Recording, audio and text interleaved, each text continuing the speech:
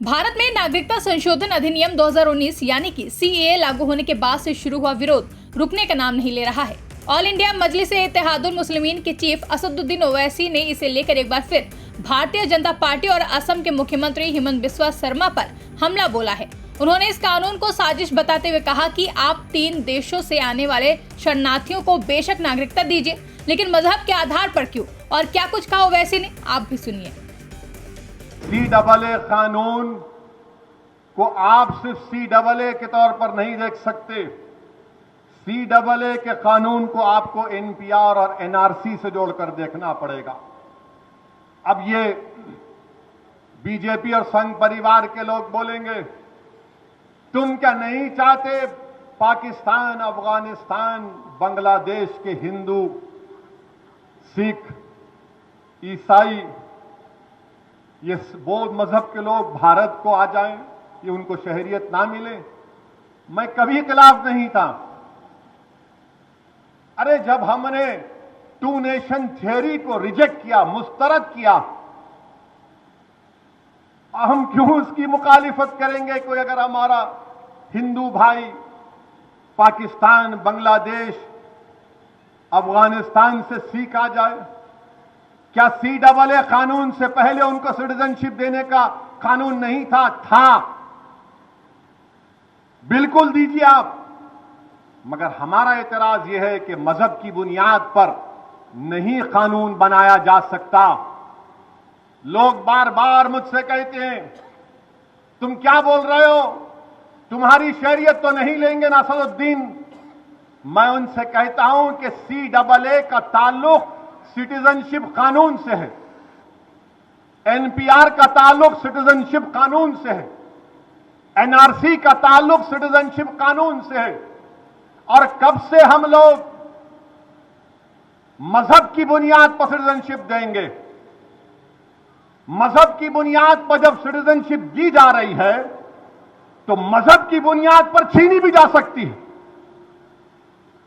मजहब की बुनियाद पर जब सिटीजनशिप दी जा रही है तो मजहब की बुनियाद पर छीनी भी जा सकती है ना। आसाम में सुप्रीम कोर्ट ने कहा एनआरसी कराओ। 1600 करोड़ रुपए खर्च करके सुप्रीम कोर्ट के मातहत एनआरसी हुआ। आसाम में 19 लाख लोग के नाम नहीं आए। कितने? 19 लाख, जिसमें से 10 से 12 लाख हमारे हिंदू भाई हैं, 1.5 लाख मुसलमान हैं।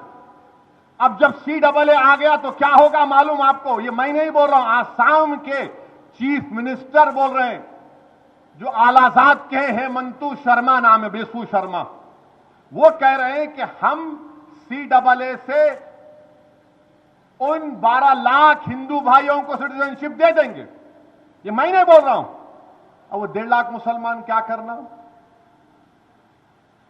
वो 1 लाख 1.5 लाख मुसलमान क्या करना? उनको बोलेंगे आप 1962 में आए क्या? आप 1951 में आए क्या? कागज दिखाओ, दादा का बर्थ सर्टिफिकेट दिखाओ। माने वो 10-12 लाख हिंदू भाई बहनों को सिटीजनशिप मिल जाएंगी। आसाम के मुख्यमंत्री कह रहे हैं, बीजेपी के लोग कह रहे हैं। और वो 1.5 लाख मुसलमान फॉरेनर्स ट्रिब्यूनल में जाके केस लड़ो अपना। लोग बोलेंगे नहीं अभी कुछ नहीं हो रहा। मेरे भाई साहब, हर चीज अभी नहीं होती, हर चीज बाद में होती है। जब एनआरसी होगा, एनपीआर होगा, और अगर कहा जाएगा उसमें उसके रूल से पढ़कर सुना रहा हूं, पॉपुलेशन की एक लिस्ट बनाई जाएगी कि महाजरीन कैंप है, यहां पर महाजरीन कैंप में कितने लोगों के घर हैं, नाम आ गए। अब उसमें से किसी एक का नाम मैं जाकर बल्दिया के ऑफिस में लिस्ट लगाएंगे, देखो महाजरीन कैंप में इतने लोगों का नाम है। कोई भी जाकर बोल सकता ये जैद बकर भारत का शहरी नहीं है, डाउटफुल सिटीजन बना देते आप। उसके बाद उसको यह प्रूफ करना पड़ता कि मैं भारत का शहरी हूं। अब बताओ, ये एनपीआर एनआरसी में नहीं है क्या? अमित शाह ने मेरा नाम लेकर पार्लियामेंट में नहीं कहा ओवैसी जी एनपीआर भी होगा, एनआरसी भी होगा। क्या टीवी के इंटरव्यू अमित शाह ने नहीं कहा एनपीआर एनआरसी?